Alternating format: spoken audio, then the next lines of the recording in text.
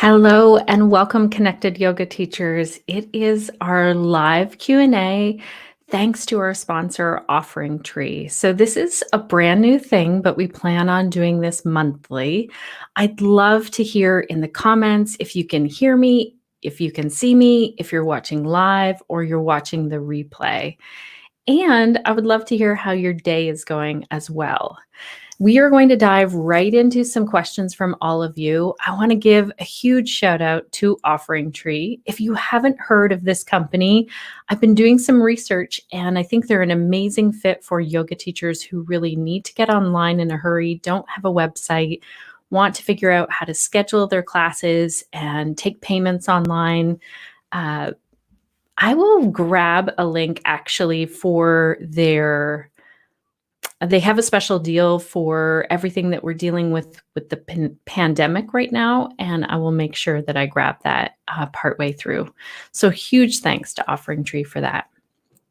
So let me know if you can hear me okay. I'm actually trying something new today where I'm trying to live stream to our Facebook group as well as to YouTube at the exact same time.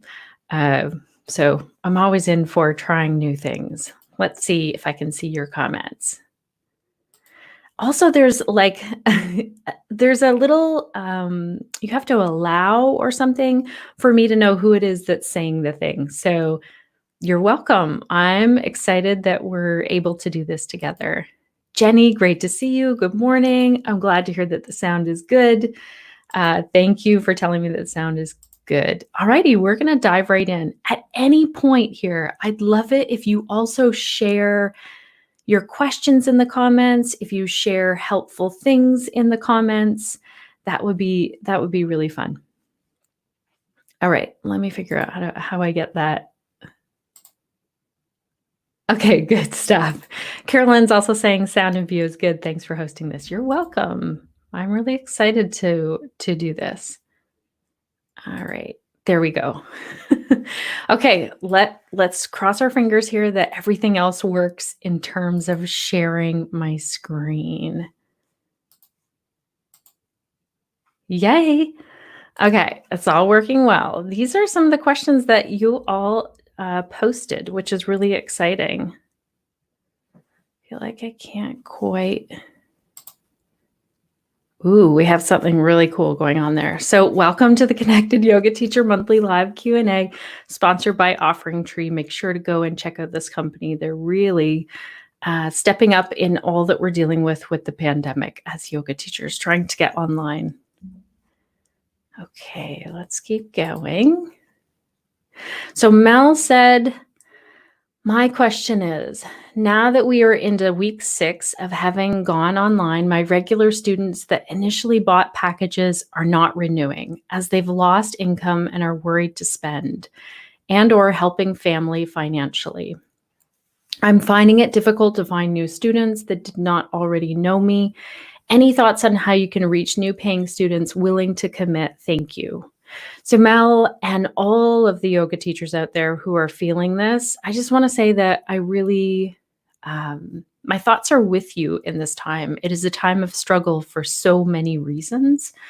And a lot of our yoga students or our yoga teachers or our studios are facing the same financial struggles that the rest of the world is facing. I don't know if it helps to feel like you're not in this alone. We're all here with you. And yes, there are definitely things that we can do.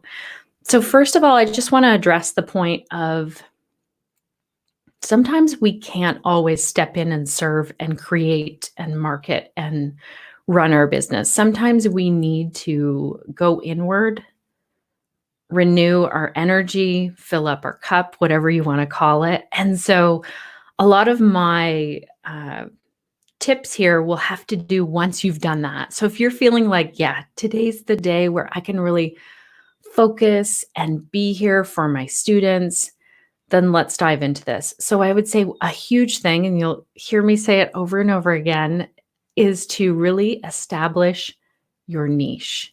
So if you are not standing out for your potential yoga students, then they can't hear you. You just look like another yoga teacher in the sea of yoga teachers. A lot of you were worried about, oh my gosh, everyone is moving online. How am I going to stand out? And there are some questions like this as well in today's questions. And it's all about defining your niche. This is not easy work.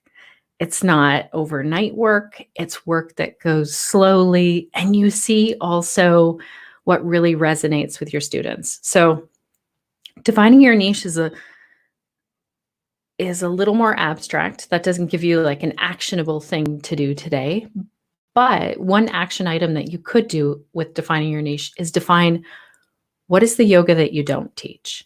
I know some of you love to teach restorative yoga. So your yoga is not probably vinyasa flow. If you are teaching restorative and vinyasa flow, I get it. I've taught many different kinds of yoga. Just ask yourself, not today, but what would be the next thing to go off your list? So that slowly people can really say, oh, Mel is the teacher that teaches this kind of yoga. And they can refer their friends, and people see your offering online and think, that's for me. They know exactly that that's the yoga for them. If anyone else has tips on what has helped you in defining your niche, I'd love for you to share that in the comments. The next thing I'd ask Mel is, how are you telling your students about yoga? One thing I've seen lately is that yoga teachers are saying, my students are really maybe a little more unfocused or busy or focused on what's going on around the world, and they might forget about signing up for yoga. Jenny, I attended one of your classes. I was like, oh, I forgot to sign up. And I'm like, where's the Zoom link? So I've done it as well as a student. You just need to keep helping them, keep telling them. So I would ask everyone who's dealing with this, are you sending out a weekly email to your yoga students? It can be really short. It just keeps you top of mind. Excuse me. Are you posting to social media? Are you finding ways to reach out to your students and connect in a way that is really authentic to the way that you show up and teach? What I don't want you to see is concentrating on the people that can't afford your yoga right now, Mel. I want to see you focusing on the people that can. There are some people that are either making more money or working more hours or needing more yoga. And those are your people right now. So in terms of getting new people, that's where we have to look, okay, beyond my email list, beyond maybe a private Facebook group, how can I share on Facebook or Instagram? How can I get in front of people? Most of us are not traveling out in our communities. So maybe there's something that you can do, each and every week on Facebook to share one thing that really highlights your niche. So it's very focused. It's not, I'm going to share this cool quote because I think people will connect with it, which sometimes they do. It's more so you showing up to give them a taste of what it's like to take a class with you. I hope that's helpful. Areens, I hope I'm saying your name properly. How do I compete with the teachers' studios that are offering free classes? This is another amazing question.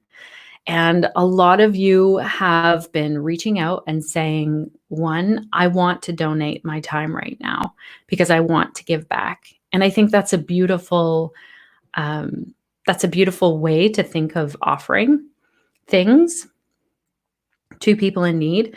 Some of you are saying, I've put a sliding scale on my offerings so that people who can't afford it, can choose the lower price thing. But what I'm seeing over and over again is the teachers who are showing up, charging, and maybe have that sliding scale are actually seeing people pay a little bit more than they thought people would pay. So do not put yourself into a corner of teaching free classes or teaching only by donation or really lowering your prices at this time. So you need to think about your business long term. Can you do this long term? And in terms of the compete, as soon as you define your niche, it takes out the competition. Like it just turns up that you're the only teacher in your area, or you're one of the only teachers online that teaches in the way that you do. And people know that. They get to know that. So I can think of a few examples right now, but I'd love for you to think of a yoga teacher that you know really well out in the world, anywhere in the world, and tell me what their niche is. Like, tell me what one yoga teacher specializes in. And that's what you want to be. You want to be the person that comes top of mind. So it takes out the competition. And honestly, I have to tell you, as the student this week, I'm signing up for classes and I'm skipping over everything that's free. My goal this week is, and for as long as this goes on, is to sign up and support the teachers who are running small businesses. When I see that teachers are offering it for free, I feel like they don't need my support.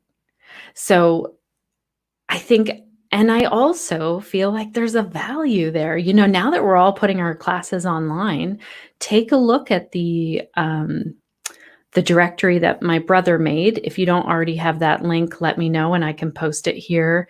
And add your classes to that directory and take a look at some of the other teachers. Look at what the flow is like as well. I'm already jumping ahead to other questions. Okay, let's keep going. Aaliyah says, I use my iPad or iPhone for recording. First of all, I want to say congratulations, because we need to use whatever we have. I'm using my laptop right now. I do have a microphone that I use for podcasting. Nothing is a fancy setup. So use what you have. That's great. And my Zoom live classes have a very good quality, but the recorded ones are terrible. Does recording on the cloud make the video quality worse than the local recordings, or do I need to buy a webcam for better recordings? So, Aaliyah, I would first ask you, what is your goal with your recordings? So I've gone to a lot of Zoom classes with yoga teachers since this began, and some of them are recording and some of them are just showing up to teach live. What is your goal with those recorded classes? Are you building a library? Do you think your students are really worried about, are you hearing feedback like the video quality is terrible? Are you hearing that from your students? Because until that time, or until you know, okay, this is the next step, this makes the most sense, I wouldn't go there. Now, in terms of cloud versus recording on your computer, a couple of things with this. I always record to my computer for a podcast episode because it splits the audio. The audio is really good quality.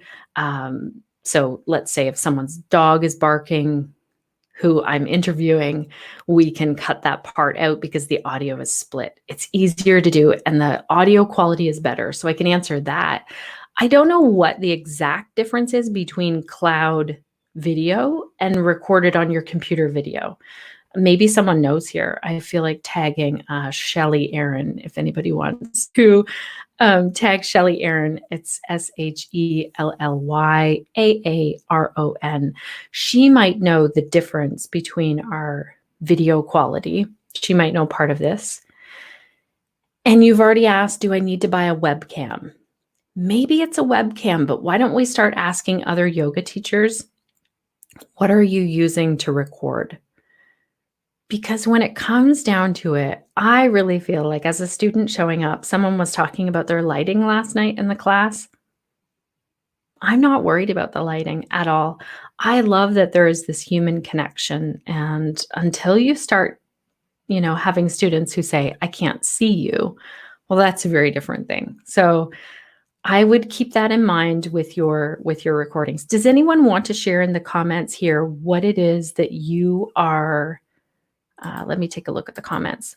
What it is that you are using for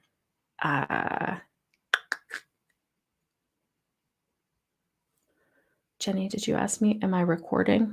I think this just gets recorded. What are you using for your video right now to teach online? Okay. um, Jenny, I love this. Personally, I'm so tired of hearing in these uncertain times or yoga can help with stress. It's becoming noise. I'm trying to figure out a unique message. Yes, that is what we continuously have to do. This goes back to Mel's initial question. This is hard for all businesses at this time. And so we just have to keep trying things, learning, and keep going in it until we need a break. Okay. Jenny, thank you so much for posting the link to the live online yoga. So if you go to the connectedyogateacher.com, you can find a class under online yoga. And this is a tool that my brother developed. We did, I interviewed him to talk to us about it. It's a free tool for yoga teachers. If you don't have a website, or if you do have a website, but you want to list your classes in another place to possibly be found, that's where I'm finding my yoga classes right now. It's so easy because I can search by the day and time. It's amazing.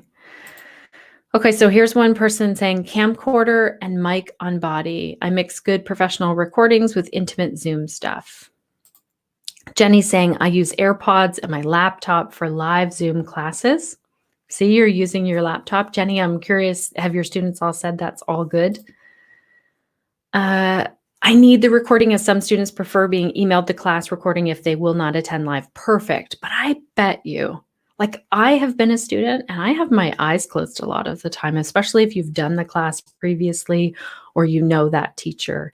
I am guessing your students are not worried about the video quality. Now, as you go, you might decide to record on Zoom and also set your phone up. Rena Wren did a great video on that, showing us how she sets up something else to record it at the same time.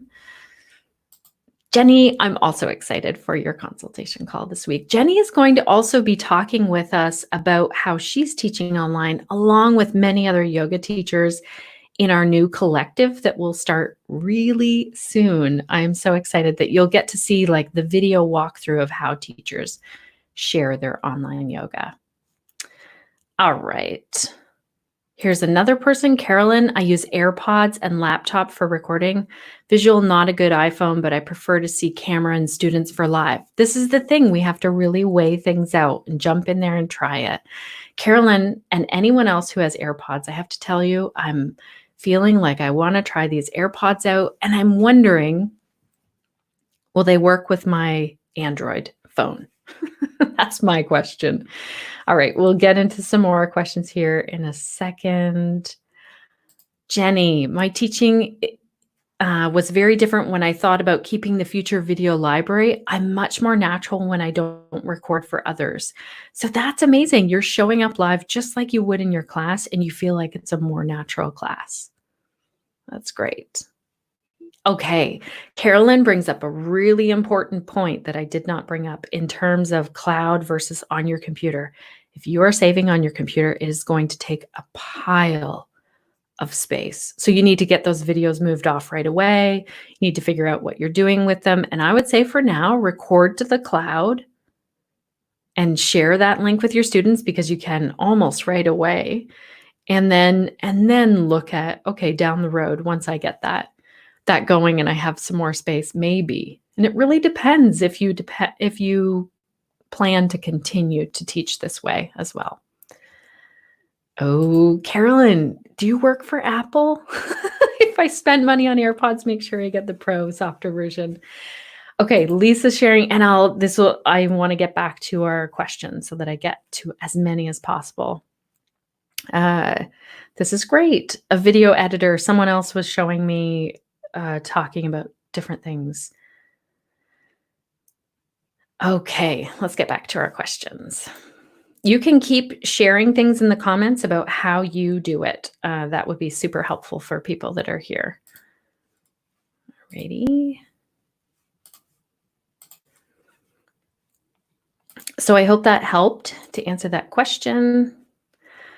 Nana says structuring online classes to stand out. So again, it is all about your niche or your specialty. If you don't like the word niche or niche or whatever you call it, it's like Did anyone think of think of right now, who's a yoga teacher in your area or in your community or that you know of that teaches yoga for prenatal students? Maybe it's you. Maybe you can type in the comments that it's you. Or think of a yoga teacher that you would send someone to if they were, or that teaches teen yoga. And now think of a yoga teacher that you know. I'm going to use someone who's here watching live, who is working with people who maybe have injuries and have been working with a physiotherapist, and now they're getting back into movement. So see how here's another great example. Our yoga for scoliosis expert in our Facebook group. So Christine she focuses all on yoga for scoliosis. That's her main thing. A lot of you know that let me get this comment off here for you. There it is. A lot of you know that I specialize in teaching yoga for pelvic health, and I have thought about teaching yoga for pelvic organ prolapse. So you can keep niching down as well once you do niche. And if you're sitting here thinking, how do I niche down? Try something on. What do you love talking about lately? Do you know a yoga teacher who specializes in yoga for plantar fasciitis? I don't know any. What if that was someone's niche? What if they were like, I'm fascinated by feet. I can't get enough of talking about feet. And that's going to be my niche. What if you, instead of switching your whole website and everything, you just decide, I'm going to create posts this entire month focused on yoga for plantar fasciitis, and see who resonates with this, and see if I'm getting people asking me more questions about this. This is really how a good niche is born. Tracy says, are any yoga teachers that are charging for their classes feeling like they have to explain to their paying students why they're charging when there's so much free content available right now? I've lost a few students, and I know some are working with teachers offering free content. So Tracy, I feel you on this one. I want to tell you one story and then see if we can talk through this a bit. So one story is there's 2 bottles of wine they put in front of people. This was a science experiment that was done, and one was really cheaply priced and the other one was really high price. They were actually the exact same wine, but the people buying the wine and drinking the wine thought that one was a cheap version and one was an expensive wine. And almost all of the people said that the expensive one tasted better. So it was exactly the same wine, but to them it tasted better because they'd paid more for it. I'm not saying that we skyrocket the prices for our yoga classes, but let me put it another way. Have you ever signed up for an online something, a free something versus a paid something, and you just get more out of the paid thing? It's because you put your time and your energy in it. You make that commitment. So if you feel like your students are leaving, there is a natural churn that happens with our yoga students. They will come in, they will do yoga with us. Like sometimes it's for years, and then for whatever reason, they might move on to another teacher. They might stop doing yoga. And this is really people finding what fits for them right now, whether it's something other than yoga or a different teacher. So we have to be ready for that for sure. But when we're showing up and we're doing our best as a teacher, and we're really connecting with what is the yoga that we want to share, I think we find our students. So just like those students are moving on to something else, your students are finding that with you. And I would never explain this to your paying students. They probably aren't even considering it. They know that they're supporting you. They love the yoga. That's why they're showing up for it. It's serving them. I would not explain that. Anyone else have any thoughts about how it's making you feel when people are sharing free stuff? And I also want to say there's a very different thing from like a YouTube class and a live class for me right now. And I like doing online yoga. I am part of the team at Yoga Anytime, and I love to do classes on there. But right now, I want real people. I went to a great class last night, and the teacher checked in with everyone at the beginning and then weaved things into that class. Like, I just felt really held. I've been to Jenny's class. She's here, I think, still. And she was calling out like, "Oh, come into table. But if you have I know one of you, like so-and-so just had knee surgery, so you might want to find a modification." Like, you all are doing amazing work when you're showing up and teaching live. And I know it's not easy. Okay. Valerie says, how do you approach physiotherapist or physical therapist? Or I think this is a doctor of chiropractic or a chiropractor. And kindly ask if you could work with them to understand the body more, to support their patients and eventually take on privates. Basically, how you did and how others can as well. So Valerie, this is a great question. It comes up a lot. What you really want to focus on is developing that relationship with a PT, with a therapist, with a chiropractor, midwives, doulas, depending on your specialty. So the way I started doing it in my own community is I was working with prenatal people and a lot of pelvic health issues. And then I wanted to refer people to our pelvic health PTs who specialize in that. So I got to know them and then asked for their business cards. And I also treated it like a two-way street. I wasn't just passing out PT cards for every PT. I wanted to hear from people that they really liked this person. I also wanted to do sort of an interview. So I've even done this with a naturopath. I wanted to go and meet her and hear what her views were on pelvic health and to make sure that she's keeping up to date with the new information on things. So you are part of the health team as a yoga teacher or as a fitness professional or a movement educator. You are part of that.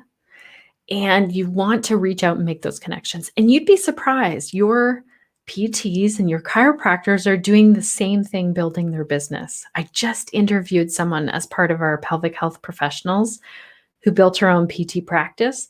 And she said she loves when people reach out to her because it really helps to build the business. Yeah. Areens, how does everybody place the camera to get a good shot?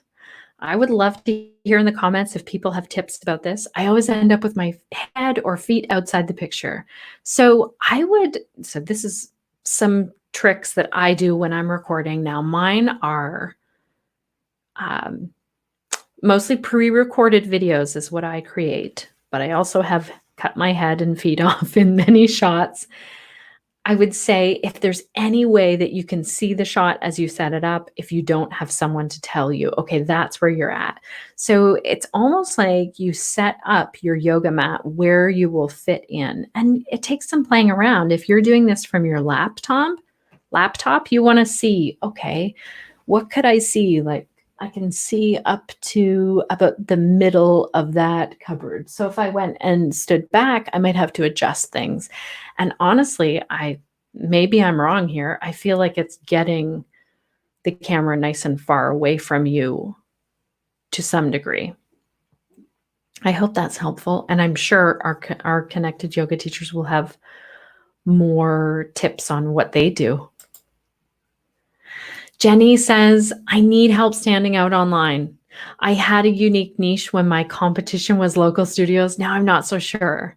And Nick had asked, what's your niche, Jenny? And she said, folks dealing with persistent pain, especially people currently in physical therapy or recently released from therapy. So Jenny, I want to ask you, because I feel like I know your yoga business really well. When you are showing up online, are you talking to the people who are in physical therapy or have recently been released from physical therapy? Because that's your ideal audience. And I know it feels like you are already starting to teach online a little bit. And then everyone jumped online. And I know for some of you who were working so hard to do that, you felt like, oh my gosh, everyone just showed up. right here with me, but hold steady to your niche. So I would say, what does your content calendar look like for the next, let's say, 4 weeks? What are you talking about? If you can share in the comments, maybe some of our connected yoga teachers also have ideas for you. If they have been in physical therapy or have recently gotten out of physical therapy, or if they work with the same audience as you, what are those people dealing with? And then let's talk about the persistent pain thing. So, are you labeling that when you do a video? I was having this, excuse me. I need a drink of tea. If anybody else needs a drink, grab one. I was having this pain between my shoulder blades. And so if you were to call that out in a Facebook video and say, have you been at the computer a lot, or have you been, gardening a lot, or what are people doing a lot of? Sitting around a lot, watching Netflix a lot. I don't know. Or if you're feeling pain in your shoulders, this video is for you. That's what I'd like to, I want you to call out the word pain in some of your content, in some of your videos. I know that we don't like to focus on that as yoga teachers, but that's what our students are dealing with, and that's what they're searching for and looking for. Okay, Roxy.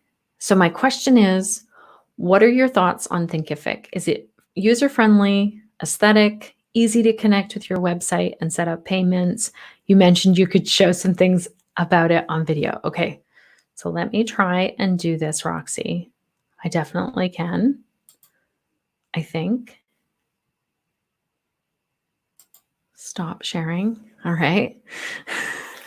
How's everything going?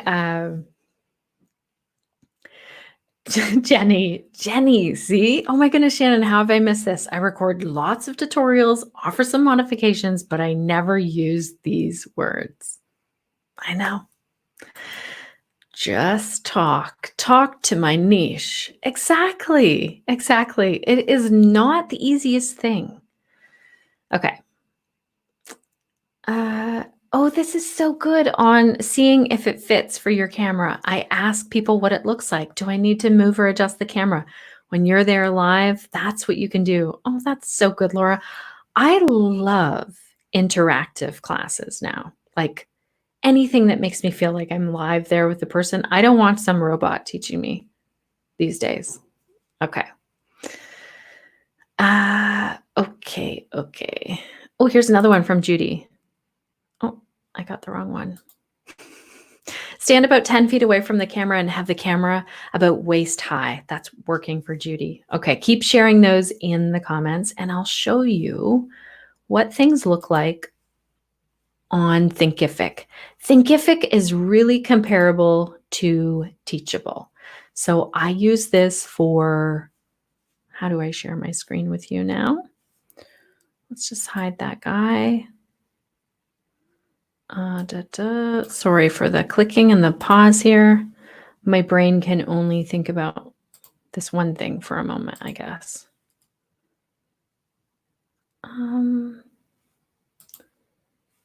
There we go, maybe. Let's try this. So now you can see Pelvic Health Professionals. I've created a website that looks like this. This is a custom built page. This is members only content. So I use Thinkific, which is really similar to Teachable. Teachable is another comparable one. And if you're already a Yoga Alliance member, you might see if there's still a deal with Teachable. So let's say we had a great guest speaker, Carolyn Van Dyken, came and talked to us about the biopsychosocial model. I'll just pick one out of a hat. Here's what it looks like as the yoga student. And this is a bit harder because, this is a talking head video. It's not a yoga video, but we have movement and breath practices in here as well. So I don't get super fancy with like how the video looks. This is in my living room. That's not what people are looking for. They want the information. Okay, so you can see that you can have different chapters. Like we did, people wanted to know all about our pelvic models. So you can have a video that shows all the pelvic models, but then below you can have some links and notes. So you can have PDFs down there, and what the student then does, and this is very similar to Teachable. I just love Thinkific. I really love their customer service and the different things that they keep adding to Thinkific. So then they can say complete and continue, and it would go on to the next one.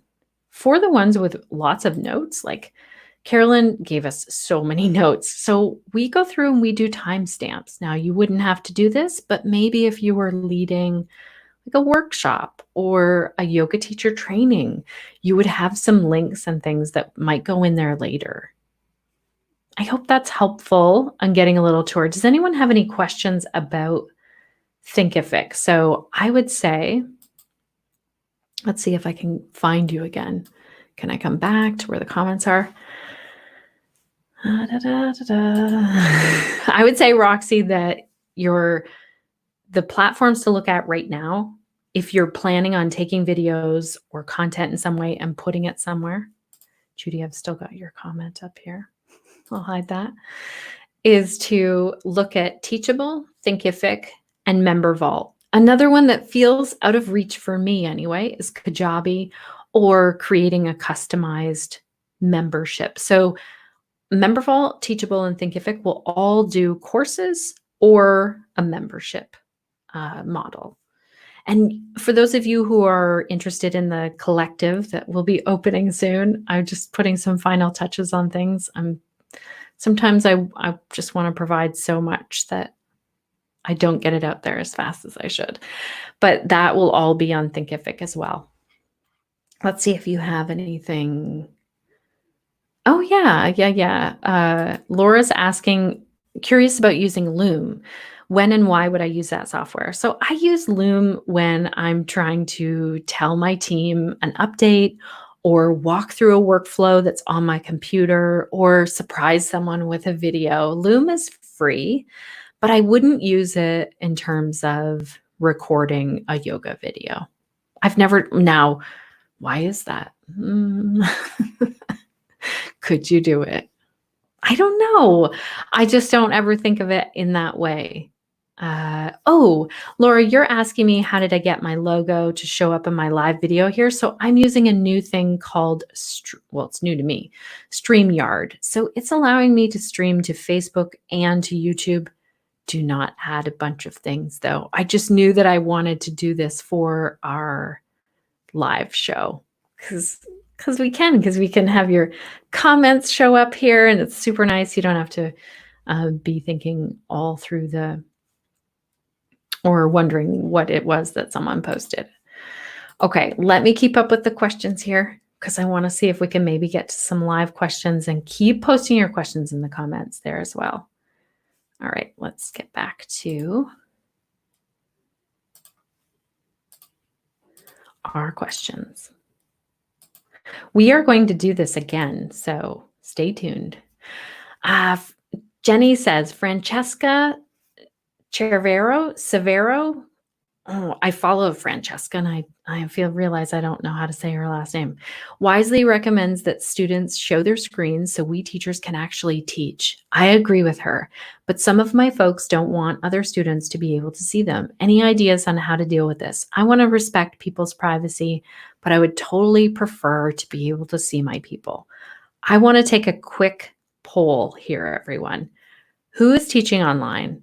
Whose students are showing up with their video, and whose students are turning their videos off? Like, can you say everyone has their video off, or it's 50-50, or everyone has their video on? It'd be so fun to see that in the comments. Jenny, I want to tell you that I've gone to some different online classes, and it's kind of the way the space is set up. You know what? When I go to your classes, I know that your students have their video off, and I leave mine on because I'm thinking about you. But sometimes I have thought, maybe I could go to Jenny's class in my pajamas, honestly, and not show up on video because everyone else is. And your style of yoga really lends itself to having your video off. So I think this is something that we all have to decide. If you want to see your students, can you set up a tiny thing in one of your classes or let them know next week, I want to walk through this thing together, or I want to do this thing where we can all see each other moving. Let's just try it and see how it feels. Especially when they've settled into the routine of turning that video off. Some teachers are telling me, the only responsible way to teach is to see their video. I mean, arguments can be made for both sides. And I think that at the end of the day, you could have someone in a group class that is also not, you can't watch every single person at once. So do some thinking on the foundation of this. Have a look at what everyone else is posting. And at the end of the day, you're thinking about serving your students. What do they want? I'd be really curious to know, do some of them wish that they could do a little check-in? Like, what about a check-in at the beginning that's just a talking head? Or are they like feeling like I haven't showered for 3 days, so I don't want to be on video? Really curious to hear about that. Okay. Samantha says, for those states in the US that may be opening back up or relaxing social distancing restrictions that may allow studios to reopen, what type of reopen strategies are studio owners thinking about taking? Samantha, I'm so glad that you asked this. In Canada, we also have a plan. In Saskatchewan, that they have their plan. In Ontario, we have provinces, not states. In Ontario, we have a different plan. And in the States, I'm hearing and listening to the news, like what's happening in different states. I think that it is really important that we as yoga teachers give ourselves for sure, let's follow the guidelines. When our governments and our medical experts are saying we need to social distance, let's follow all of their guidelines. And then let's look at, on top of that, what can we do to look after the emotional safety of our students who, remember when this was just coming in, people were starting to post in our group, someone just coughed in my class. Someone just got up and left because someone coughed in my class. Let's look at the emotional safety as well as the physical safety of protecting our students from the virus. So I know some teachers are talking about how they're stating how they will clean everything or keep people a certain distance apart. Some of our studios are looking at, well, what's going to happen when everyone has to be 6 feet apart? Can I afford to run classes when we can have, I don't even think it's half the class size. I'm thinking it's more. Who knows? Maybe you have a really big space and that's not a consideration. But I think this is a conversation that we need to be having, and we also can't wait for government or a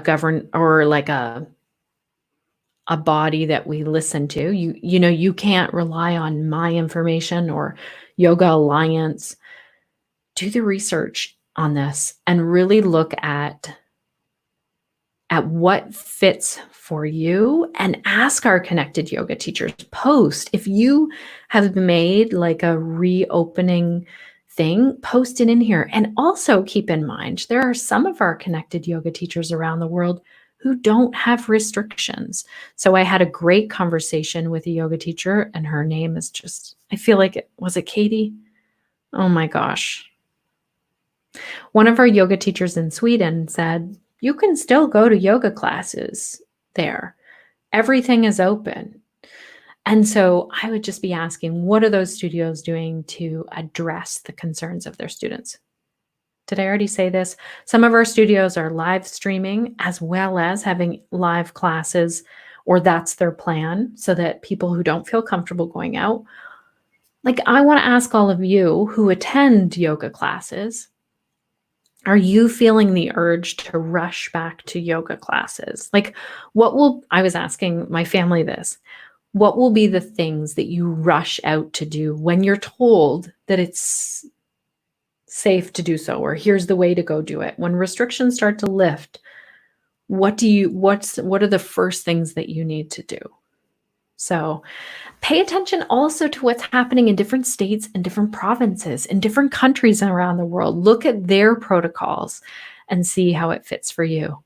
I know this can get heated, and I appreciate that people are looking after they're looking after so many things: finances, emotional well-being, physical well-being, like all of the things that are root chakra safety are really being tested in this. So let's be supportive of those yoga teachers who are looking at how can I how do I go about this reopening in a responsible way? That's what they're asking. They're not saying, I'm opening everything up tomorrow. But I know that it can be really triggering for all of us to think of that. And I also want to acknowledge that we're so lucky as yoga teachers to be able to offer this work online or to refer someone who is working online.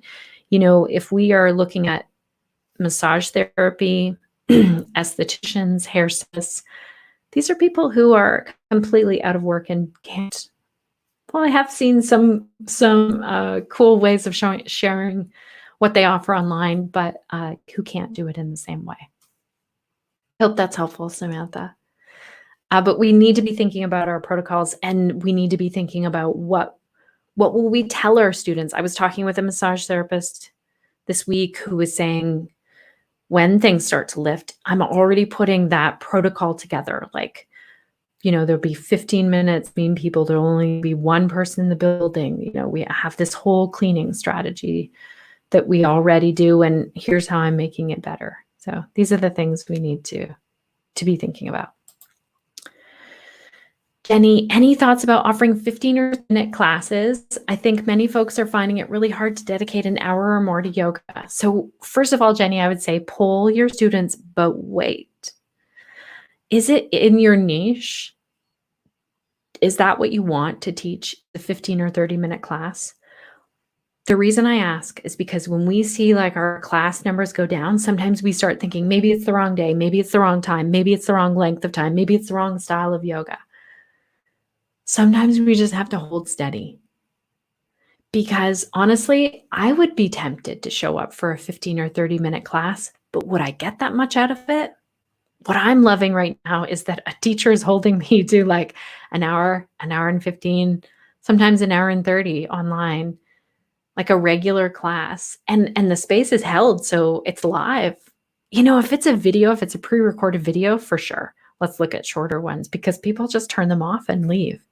But if it's a live one, I don't know. Everyone else here, you vote. Let me know in the comments, what's the ideal length of time for a live class, either teaching it or being the student?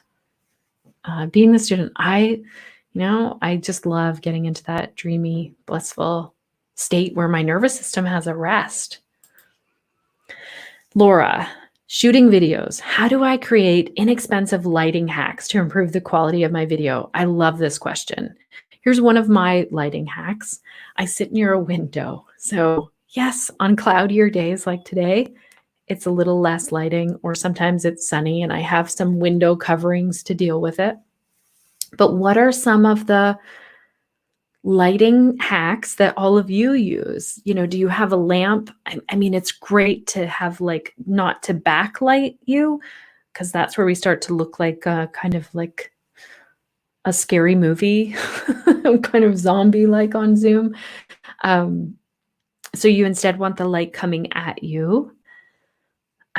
There's a really cool setting in Zoom as well that's like touch up my appearance. And sometimes I think that helps with your video. That's what I'm trying to say.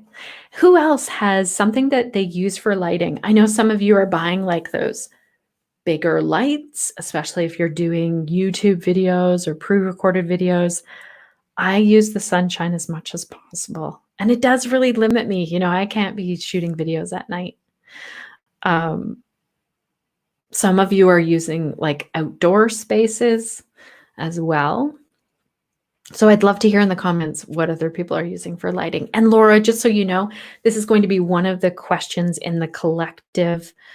Once we get rolling, like show us your setup. What do you use for a microphone? What do you use to record? What do you use for lighting? All of those things. Okay. Jenny, how can I attract students who say that there's nowhere quiet in their homes to practice? Pets, kids, etc. They're just not interested in practice, or are they just not interested in practicing at home or online?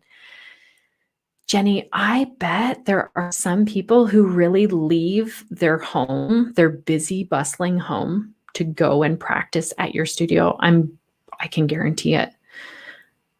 And so this might really be the case. And this is such an interesting question. Who here has a place in your home where you feel like you can practice, where you're not interrupted by pets or kids? Or who has learned how to practice amongst the chaos? So some of us live in small spaces with our families. I was listening to something yesterday and the man was like, it's really nice now that we've moved out of New York and we've moved into kind of a smaller subdivision and we have a living room now. And I was thinking, this is so bizarre to me. I feel like I've grown up in homes, every one of my homes. I've never lived in an apartment. That's the thing. I've always lived in a house, usually in the country with a yard.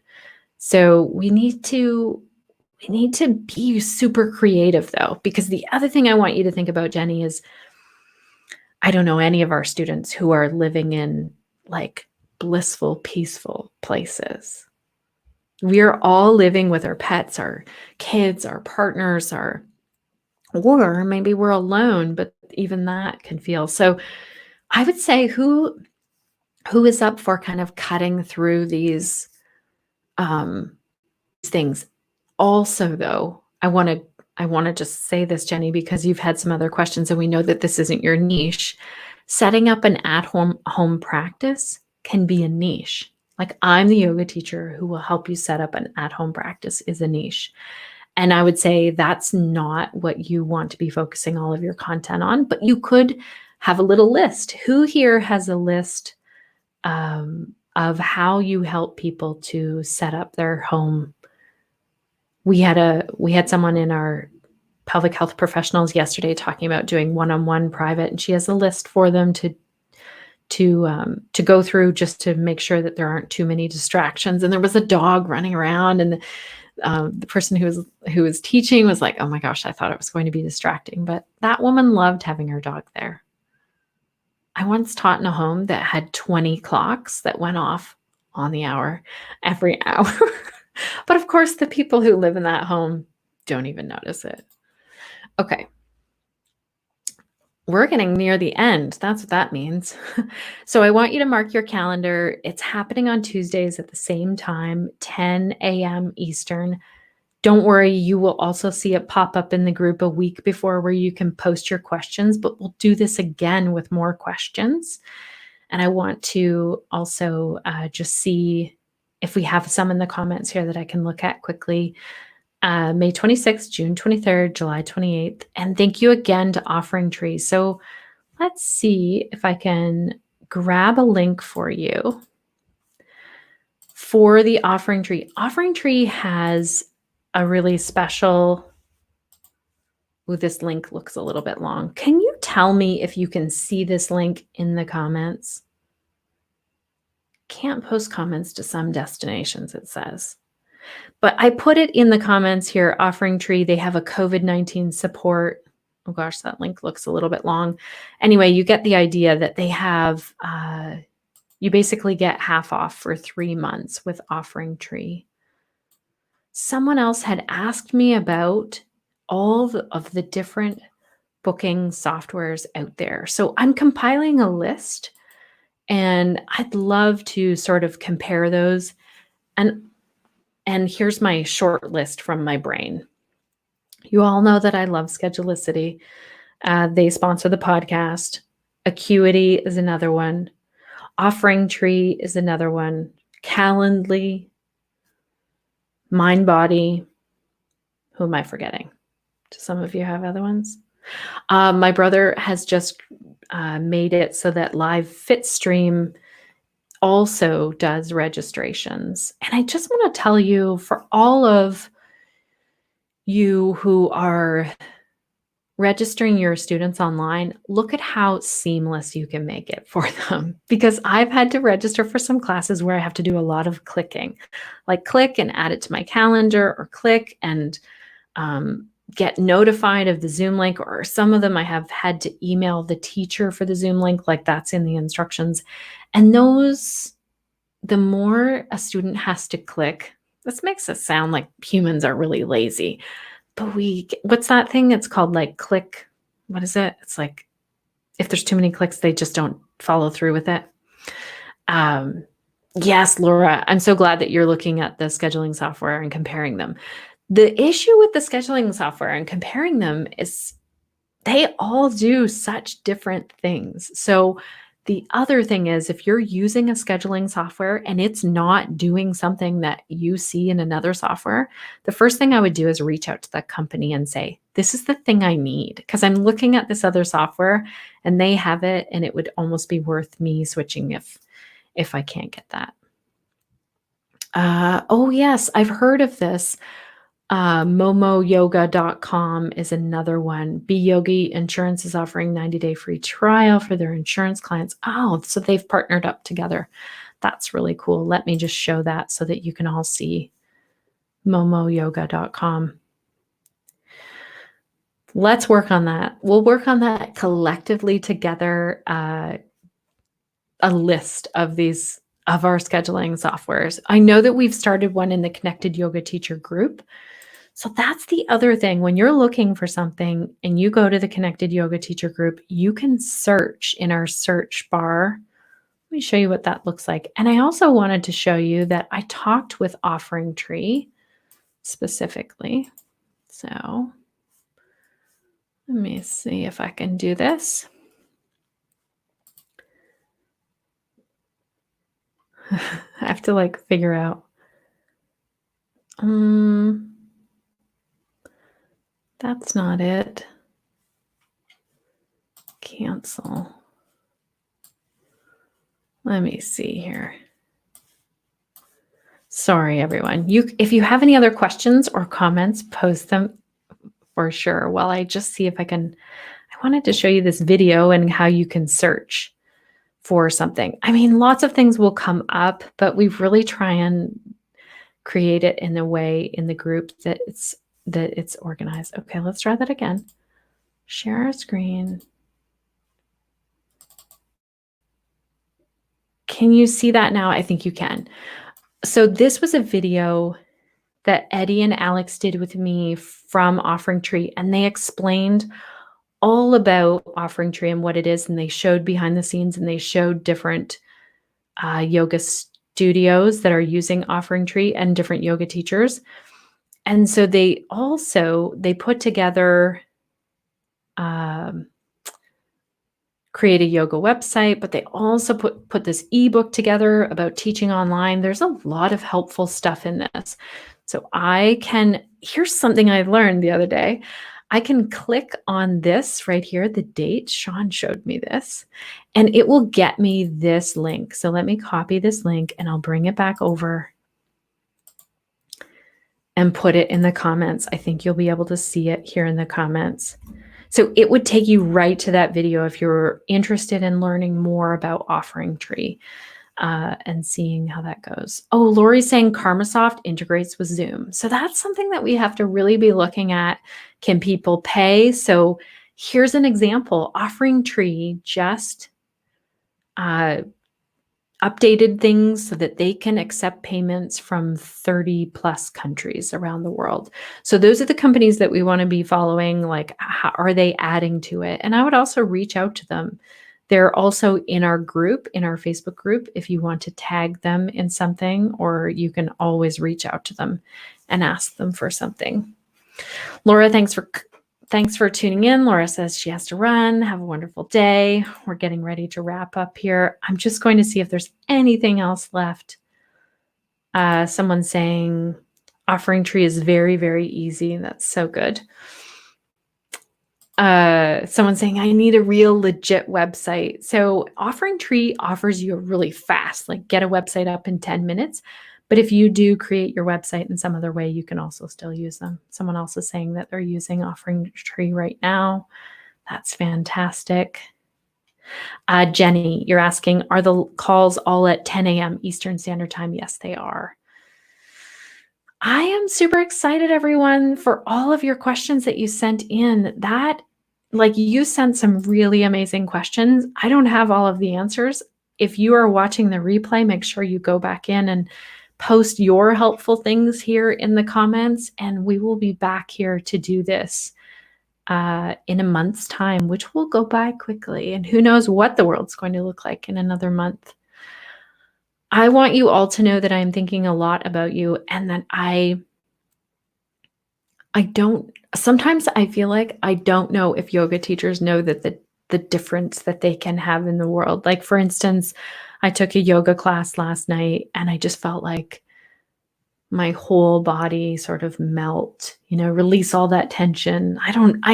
It's hard to even put words to what I was experiencing. And then I was able to really deal with some big things that are going on in my life, and deal with just all that we're seeing and that's coming at us from everything with the pandemic. So you're doing that work.